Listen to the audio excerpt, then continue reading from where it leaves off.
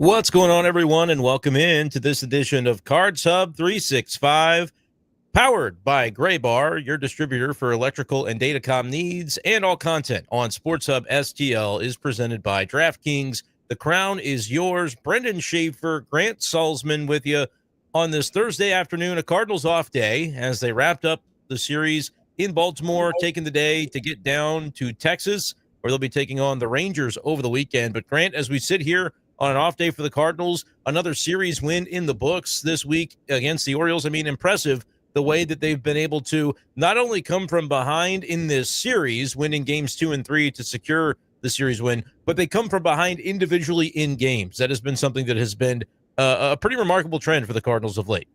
Yeah, I mean, with this team so far, it's kind of felt like you're never out of it. I think maybe 2 years ago it would have been, or even last year, really, it would have been, okay, Michaelis gets hit up early. He probably stays in a little too long, and then all of a sudden you're 6-7-0 down. It's the fourth inning. You probably, as a fan, turn the TV off. Let's see what's on. Let's watch the NHL game. Let's watch the NBA game.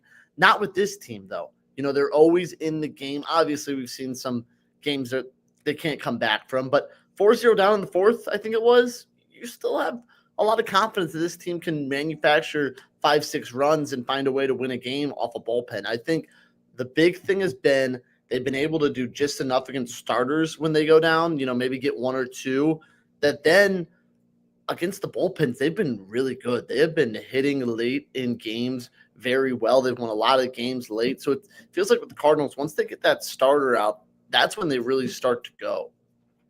And honestly, it's been an interesting trend to watch how instrumental it's been for the Cardinals to work on that starter and get him worn down in the middle of a game. Like, it may not be that they'll strike early occasionally, but more often than not, it feels like this season we're seeing the Cardinals come through in those middle innings as a starter wears down. And once you get him out of the game, they have even more propensity to go after the bullpen. That was really what you saw against Cade Povich, I thought, yesterday, when he's striking out everybody and pretty much looking solid in the early going. But eventually the Cardinals whittle away. They whittle away the same way they did against Tarek Skubal last week. They do it against Paul Skeens this year. We have seen this as a trend from this Cardinals team. And so I think that's what gives you the feeling that they're not out of these games, is because we're seeing the data points stack up where they're doing it against the starter in that fifth inning, in that sixth inning. And then once they run him from the game, they're continuing to stay, the word that I would use is relentless, the rest of the way. But as much as it feels like this is the case, like you said, well, would they have been like this last year? Would they have been like this 2 years ago? We all anecdotally have been feeling the same thing. So my latest article for Sports Hub STL, I went and combed through the box scores to see if this was true, if it held up, whether or not the Cardinals have actually been winning in come-from-behind fashion more often than we're used to seeing. And the data suggests that they are. Last year, the Cardinals ranked tied for 19th with 33 come-from-behind wins, which is equated just by any time they were trailing in a game, did they end up winning that game? That happened 33 times last year. It's already happened 14 times this year. And in 2024, the Cardinals didn't get their 14th come-from-behind win by those classifications until late June, I believe June 22nd. So like that is holding up in the way that we feel about it. Anecdotally, it's actually playing out in the data for the Cardinals. And you can go back to 2023, tied for 19th. That's kind of on the lower end of the spectrum, but it's still middling the Cardinals last year. And they did have some come from behind wins. They were even worse in this category in 2023 when they were just a bad team, losing 91 times. They were tied for third fewest in the league in terms of comeback victories. So we have seen year over year the Cardinals improve in this regard, and this is another example in 25 where they are doing it a bunch lately. Now, I'm sorry, I think you said it, but is a come behind win, does it count if you're down 1-0 in the first inning and then you win the game? That does count it, and the reason it does is because that's the easiest way to quantify it. I actually had to search through these box scores to see if this was accurate because, there's not really an easy way. If anybody knows of one, let me know. But I don't think there's anybody that very clearly is compiling that with a click of a button. So I had to actually physically go through all of it. And yeah, sure, there were some occasions of that, but there were also several where you get down 3 runs, 4 runs. And unlike, I would say, 2023, when we felt that you mail it in, and that's part of what contributed to a losing season. I definitely think the Cardinals have it in their DNA at this point that they're not out of those games. Yeah, and it feels like, too, like I would be interested if I know like there's not a stat like you said, like 6th or 7th inning comebacks, because it feels like that's when a lot of these have been happening. Like you said, the chip away happens, and then you go ahead and you find a way through. Already having more comebacks than last year is huge. And like I've said we've talked about this a lot. You won 83 games last year. It just takes a 4-5 game bump to probably get you that third wild card. Like, I don't know, 88 games seems like it's been the spot or so, maybe give or take a few, but 5 more games and you've already had more comeback wins than you did all last season. And it's May. So not more than they had last season, but they didn't get their 14th until late June. So they're about a month. Okay. They're about a month ahead of the pace. Is where you're on pace for more comeback. Sorry, I misheard the stat. You're on pace for way more comeback wins already than you did last season. That's how you get that bump. That's how you get that 5-game bump that you need, and you're a better team on top of it. To your exact point, Grant, in 2024 they had 33 come from behind wins where they trailed at some point in the game and they ended up winning. Right now, in 2025, they're on a pace to do it 40.5 times. So that increase of 7.5 is exactly what you're talking about, to go from 83 wins to 90.5, which is or at least wild card, which right now the Cardinals are in a wild card as we sit here today. If the season were to end today, I don't like to get too ahead of ourselves when we think about looking at the standings. And I've been telling people since 3 weeks ago, hey, don't look at the standings for about a month, because the Cubs are playing nobody until June 6th, and they're going to win a bunch of games, and that has played out. But the degree to which the Cardinals have kept pace, and in large part due to these come-from-behind efforts, is remarkable. 14 on the season, Grant, 10 of them have come in the month of May, as the Cardinals have won 18 of their past 23 games. That's exactly what we're seeing in this team, going from, I don't really know, deadline sellers to, hey, they're a legitimate contender with the way they're playing right now. And you talked about, too, it's staying within arm's reach of the Cubs. I didn't think through this stretch that they would be leading the Cubs, because the Cubs' schedule is so easy. But you're 3 games back, I think, right now. I believe that's right. Yeah.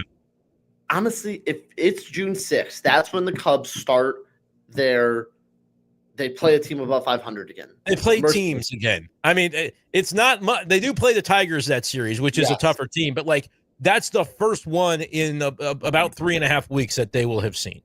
So if on June 6th, if you're even within 4 to 5 games, I would say, of the Cubs, that can be made up in a week and a half. The schedule flips. The Cardinals gets a little lighter, especially after they play. Well, it's a little light right now, records-wise, but especially after they play the Dodgers, it lightens up a little bit for them kind of in June, and then you play the Cubs, obviously. I think they will be in striking distance. I think if you're really looking at the standings, the ones you want to look at most are they're starting to put themselves in between or above the rest of the Central. You're pulling away, I think, from the Reds and Brewers a little bit. You have a 3-game lead on them. And if you keep winning these next few weeks or next few days, all of a sudden you could be 3 to 4 games controlling a wild card spot. And I think if you told on June 1st, when the calendar flips, that the Cardinals were in a playoff spot, every St. Louis Cardinal fan would have taken that immediately, without a doubt, in February. 2 months into the season, a little more than 2 months into the season, to have that be the case, especially when several of those NL West teams got off to really, really good starts. And the Giants have faded out a little bit. They're 4 of their last 10. Padres, same story, 4 of their past 10. And the one that maybe is the most insane, Grant, and we know that they've had some issues recently, but the Cardinals are actually only 2 games back of the Dodgers. There's nothing that's not attainable for the Cardinals right now in the National League. We thought for a while it may be division or bust, because the Central is known as this down division year after year. The Cubs, I think, are actually pretty legitimate. They're going to be a tough team to chase down. As you said, keep within striking distance, and keep in mind you still play them 12 times. The Cardinals and Cubs have not played this year. That's to the benefit of whichever team wins those remaining games. If it's the Cubs, okay, you're probably not catching them as the Cardinals. If the Cardinals rattle off 8 out of 12 or even 7 out of 12 to trim that cushion for Chicago just a little bit more, suddenly you're talking about the Central being in play. And right now you're looking at the teams that are wild card bound. The Mets are 34-22. The Cardinals are 2 games back of the Mets. The Padres are 31-23. It's percentage points that separate the Cardinals and Padres. They're basically tied, but they've played a vastly different number of games at this point. That'll all even out. And the Cardinals are ahead of the Giants, which would be the next team in that wild card ledger. So you're right. Like, they're in a great position. They just have to continue doing what they're doing. And the fact that we can look back to April 23rd, that was the last series the Cardinals lost to begin this stretch. And since then, just one series lost, the loss against the Detroit Tigers, where they at least claimed 1 out of 3. The consistency that they're playing with series after series, regardless of opponent, has been impressive, and it's allowing the Cardinals to keep pace against the Cubs team that is truly, it's like they've got a bye week every single day for the last 3 weeks. It's remarkable. And something that's interesting, we talked about the Central, is with those standings, the Cubs right now, again, I know it's May 29th. I know we're getting ahead of ourselves. But at the season of today, the Cubs would not have to play in the wild card. They would get the bye automatically to the LDS. Like, they're ahead of the Dodgers, as crazy as that is. The Cardinals, if they are winning the Central or leading the Central, like, they are well within reach. And this is getting, like, way ahead. But they're well in reach of these top 2 teams in the East and West as well. Like you said, they're only a couple games back of the Dodgers right now. Like, the Cardinals are for real. And I like this from C. Ramirez. People should just accept Cards are a good team and stop moving the goalpost. Let's go. I agree. I think Rocchio and Randy Carricker were talking this morning on the Randy Carricker show. Like, it's just hard to see where the ball's going to drop. Where does the slipper fall off and it releases what this real team is? Like, I think if your concern is, like, if we're talking about concerns, it's just the 3, 4, 5. Like, and maybe you're concerned about the bullpen, because, like, we obviously in April had major concerns, and I think you're worried maybe it's just patched up for a month, and then we're going to see the old bullpen again, and maybe you see that with the 3, 4, 5. Is it patched up for a little bit, and then you see the 3, 4, 5 fall apart again? Like, I think that's 3, 4, 5. What do you mean by 3, 4, 5? Miles Michaelis, Eric Fetty, in the rotation. Yeah. I'm sorry. Okay. You're 3, 4, 5 pitchers. If you meant lineup, you could also say, well, Contreras is kind of down right now. You're not really sure Arenado. I'm sorry. Rotation-wise, that makes sense. I'm just saying, if you're playing devil's advocate here, I don't think I'm in on this team. But if you're saying, okay, this is how the Cardinals are going to be a 500 team and miss the playoffs, I think it's those 2 things you're probably touting on right now. Yeah, because I would look at the lineup and say there's not a lot of fragility there. Like, I'm not worried about the lineup just suddenly falling off from what it's been when you consider still how many guys are below expectation.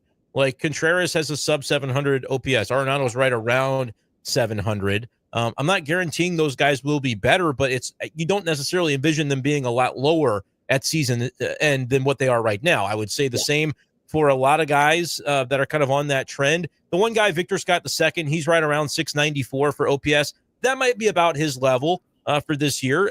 It's okay if he doesn't do a whole that, and you can live with that from a guy batting 9th in your order. Rotation-wise, right now, to me, when I think about it mentally, like, Fetty is your 3, Michaelis is more like your 4, and Palante is performing more like your 5, and the numbers kind of bear that out as well. Fetty's a 3.9, Miles is a 3.9, Palante's a 4.2, talking about ERA. So, like, that all kind of matches up. I guess another concern is, like, maybe not a concern, but if Liberatore doesn't continue pitching like an all-star, you lose a little bit of luster from your rotation from that side of things as well. He's been your best starter, and he'll go tomorrow night. 2.7 ERA.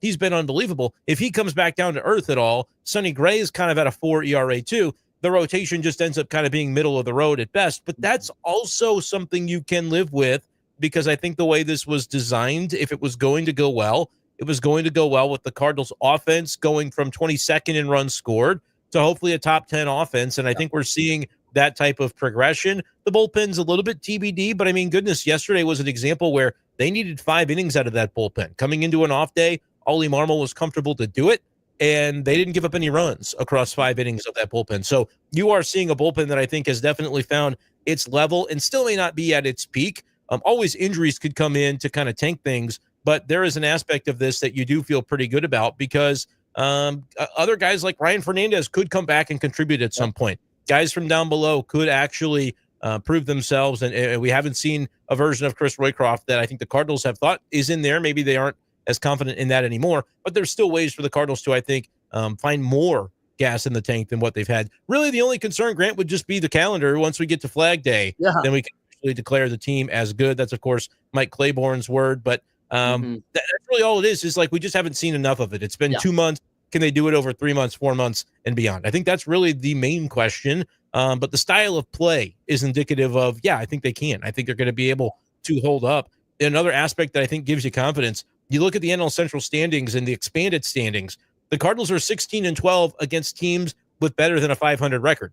They've played 3 more such teams than the Cubs have, because the Cubs only have 25 results against better than 500 teams, and they're 12-13 in those games. So the Cardinals are winning against the better teams, and they've so far played more of them than the Cubs have had to face. That's a good sign when you're down a 3-game deficit. That can be really enough to trim the gap if those trends continue. Yeah, I mean, the margins are very small. There was a comment, I think it was you, Mama, talked about they're good enough to win a 5-game series, not a 7. So obviously with the 5-game series, it would be a combination of Liberatore or Gray, 1 and 2.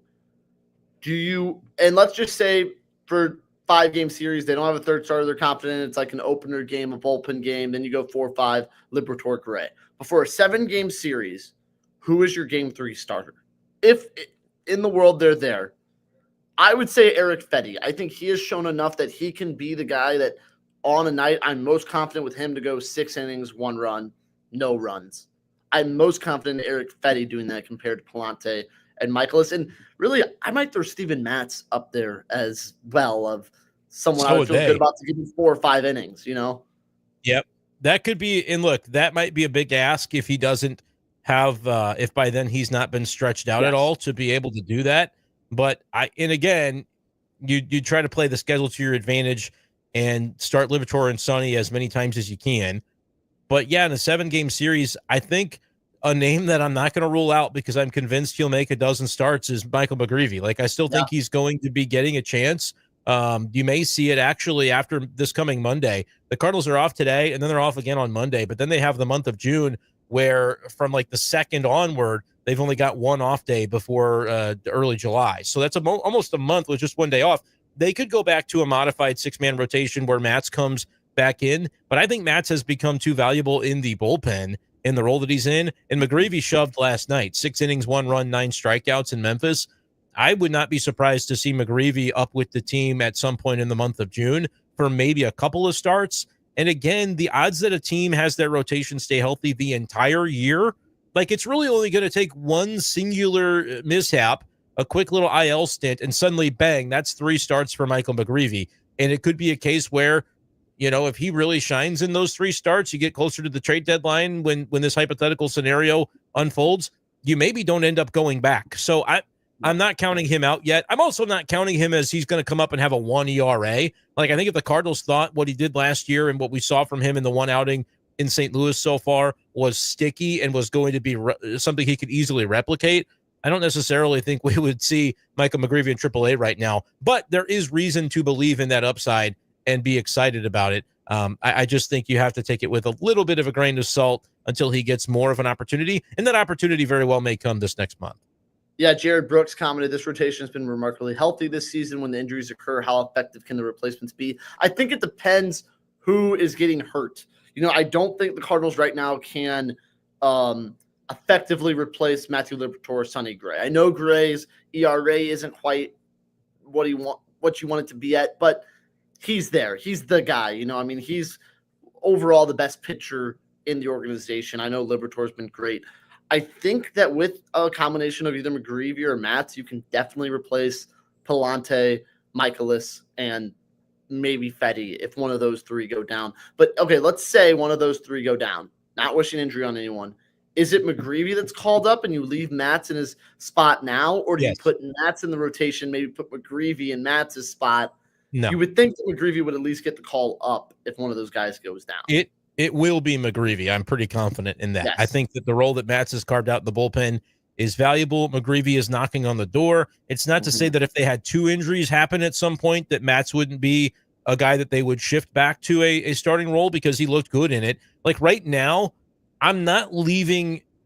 Let me say it this way. I would leave about the possibility that if the Cardinals today had a rotation where you subbed out 2 of the 3 of Fetty, Palante, Michaelis, and had it be Matz and McGreevy instead of the, just swap 2 of them out, like, they might have a better rotation today And I'm not saying that for sure, but it's definitely a possibility. I think I would definitely take Matt's probably over all three of them with the way that he's looked, but he's not giving you zero right now. He's performing in a meaningful bullpen role, which I've always said is not as important as what a guy could do in the rotation. But when you have these extra starters and it's a luxury to be able to use guys in different roles like that, it's the sum of the parts ends up being greater when you construct them in this way. The only example where that's not really the case right now is McGreevy, because he's being used in AAA and essentially being wasted is the way that you might see it. But I'm telling you, it's very easy then to call him up if you're going with a 6-man rotation.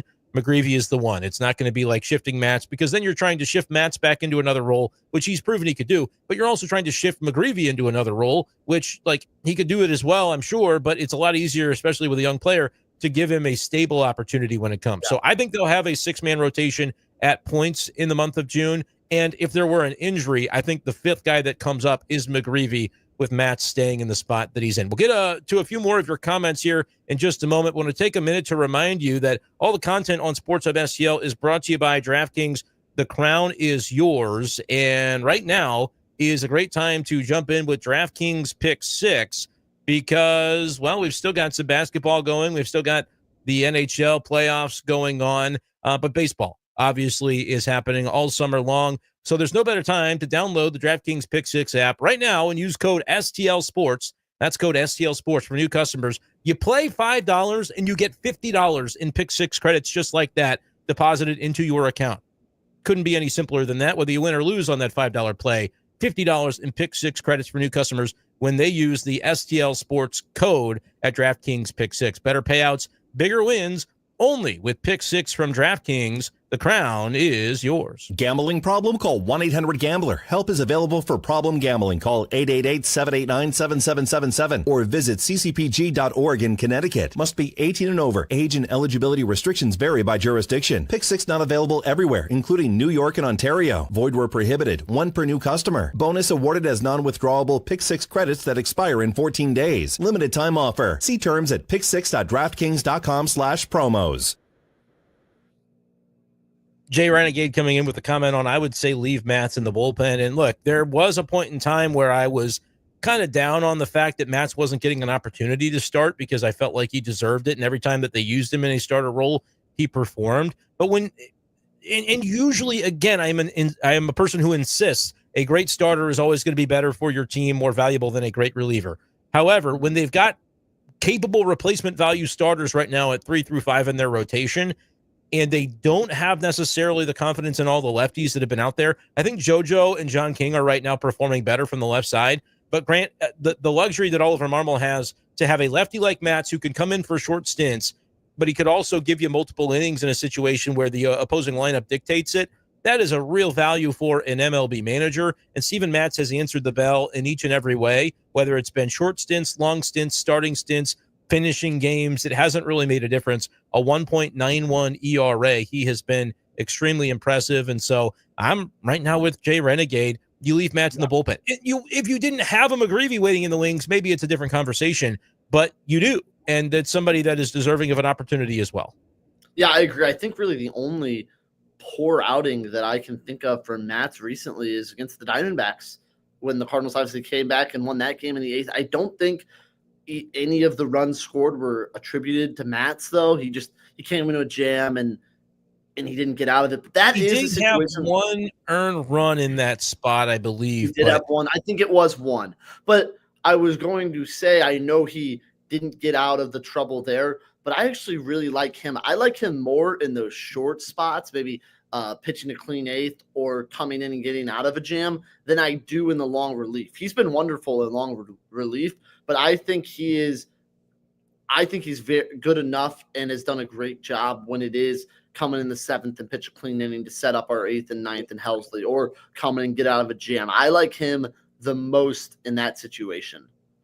And I honestly feel like Oliver Marmol views him as just very flexible to be able to do both. I think he's the most trusted lefty in the bullpen right now. Maybe that changes as JoJo continues to throw up clean zeros. And John King is at least being trusted for the role. We saw yesterday an example where he had to come in, right? It was early to where, 6th inning or so, you have to find a way through the lineup another additional time where your other lefty, JoJo, is going to be the guy that slots in later on. But it's just been really nice that he can say, all right, we start with, is Matz available? And what do I need from him or from this role? And if it's multiples, great. He's the lefty that can give me that the most accessibly. Is it one great inning? He might be the lefty that can give me that most accessibly. And then we go to the next day. If he was used in multiples, okay, we're very happy with Jojo Romero, John King to be the lefties that can navigate the lefty lanes in the opposing lineup. There have just been a lot of examples where the Cardinals have been able to use him in that regard.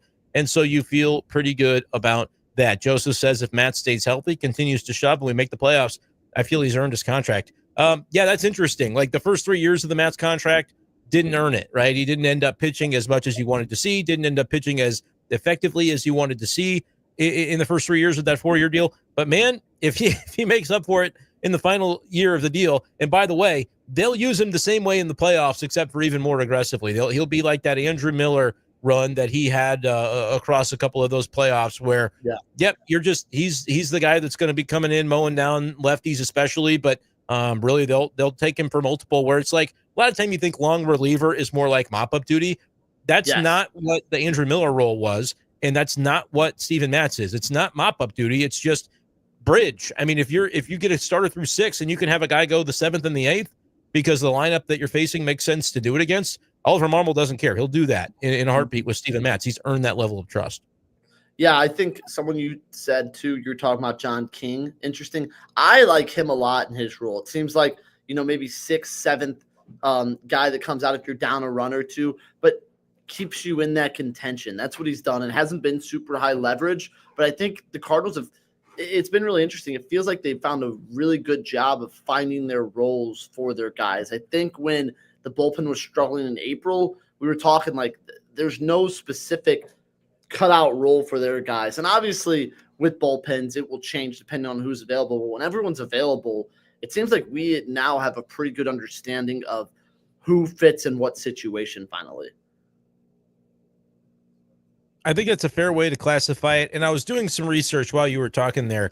The Steven Matz moment where he ends up giving up a run, that was also the game where the defense absolutely collapsed in that inning. Jordan Walker tried to make a great play and instead let the ball get by him, and that allowed a couple of runs to score. That also it contributed to Kyle Leahy's numbers on the season not looking as strong because, yes, he allowed some inherited runners to be passed along to Steven Matz, but Matz is the one that was pitching when that triple happened in front of Jordan Walker where he just dove and should have. It was a single if he just keeps it in front of him. So that makes things look significantly worse. 2-run score. And then 2 batters later, there was a double to center field when Donovan lost it in the sun and Victor couldn't come in and find it. And so I'm not going to really hold that very much against Steven Matz or Kyle Leahy for that matter. Just 2 rather fluky situations that you just say, yeah, it is what it is. And Joseph commenting on John King has been getting better with more work.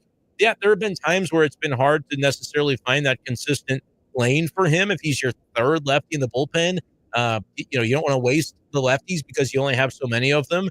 But you also have to recognize that if it's a tight spot, you're going to be looking to Matz and JoJo first. So that's been a little bit tricky. But John King now, looking at some numbers recently, I mean, you can really say almost over a full month. He got touched up a bit on May the 2nd, but since then, only 1 run allowed across close to 10 innings, it looks like. So it's been a pretty good month of May for John King. Yeah, and it's going to be – John King's going to be important in this next month or so when the Cardinals, I think, have 2 off days in the next 31 days, maybe 1. The bullpen's going to have to step up. You're not going to have your rest days to get your guys back and ready for those weekend series. Like John King, there will be a game where the Cardinals will need him to pitch a nice 8th to set up whoever's going to close the game out. Or maybe you've already used Helsley, Maton, and JoJo the last 2 days, and then it's going to have to be Matz and King. Like, though John King is going to be important in this bullpen these next few weeks, and it's going to be important I think he will be crucial in the Cardinals keeping on winning in some of those games as well. Maybe your 3rd games of the series when, you've already used all your relievers in the previous one, he's going to be crucial. Yep. And I think it takes a whole group. We talk about the bullpen 1 through 8. You can't just go with your A relievers. Phil Maton has looked great. That's a comment from the grave of Einstein. And his role is a little bit up in the air because he was kind of your bona fide 8th inning guy. Leahy has sort of developed into the most reliable right-handed setup man. But last night is another example. you're not always going to have your number one guys. And sometimes you'll have them, but you need others to get you through because the starter doesn't go very deep. And so last night I thought was a great example of that. Maybe the one guy we haven't touched on, Joseph, waiting to see if Matt Swanson surprises us. Obviously, that's a guy that has to kind of work into the circle of trust yet. But, I mean, other than Swanson, where you just kind of only see him in certain scenarios, I feel like the Cardinals and Oliver Marmol have really established roles and trust for 7 out of the 8 relievers in that bullpen. And that's another big reason the Cardinals have been able to have some success recently. Grant, any other thoughts as we are getting through here toward the end of our show? With the Cardinals off today, what are you looking forward to about this series in Texas that begins tomorrow with, I believe, Matthew Liberatore on the mound? Yeah, I think the Rangers are another team. I mean, it's going to be, I think it's Jack Leiter, right? Leiter. Is Yeah. Leiter starting? I saw Leiter TBD starting. yesterday, but I saw today it said Leiter against it. Liberatore. Okay. That should be a really fun pitching matchup. I think the Rangers are another team who have underperformed so far, kind of like the Orioles, which the Rangers are a little better than the Orioles, but still good. They're good teams in disguise as an average team. So I think it's still going to be important to not underestimate the Rangers. I think they can win 2 of 3 again. Win 2 of 3 again, then you're coming back home against Kansas City. You got a nice little homestand going. The Dodgers will be in town eventually. Like, this is a big one, I think, to win 2 out of 3, have a happy flight, and win another series. I'm looking forward to them playing against the Rangers in that ballpark too. Yeah, and the fact that there's no rain to worry about, my goodness, it's No, been nothing. Dodging raindrops recently for the Cardinals, but they've been able to win despite it. So we'll continue to see how it looks. And I would agree, this is a series that feels to me kind of like the Washington Nationals series did on the road. The Rangers are a better team, but I went into that series saying, man, if you win the first one, it just feels like a series where a sweep might actually be a possibility. And when you have Libby and Sonny going in game 1 and 2 of this weekend series, that obviously sets you up just about as favorably as you could with the way that those guys have been pitching recently. So we'll see what the Cardinals are able to do. Make sure tomorrow to tune into all the content here on Sports Hub STL, starting in the morning with the Randy Carricker Show. We'll have Cards Hub 365 in the afternoon. And then, as always, after the game is over, we'll have you for post-game for breaking down anything and everything that may have happened in the contest. So make sure you don't miss a thing. Subscribe to Sports Hub STL and join us for all of that tomorrow and all weekend long as the Cardinals take on the Rangers. This episode of Cards Hub 365 was powered by Gray Bar, your distributor for electrical and datacom needs. And of course, all content at Sports Hub STL is brought to you by DraftKings. The crown is yours. For Grant Salsman, I'm Brenden Schaeffer signing off for now. We'll see you next time on the channel at Sports Hub STL and sportshubstl.com.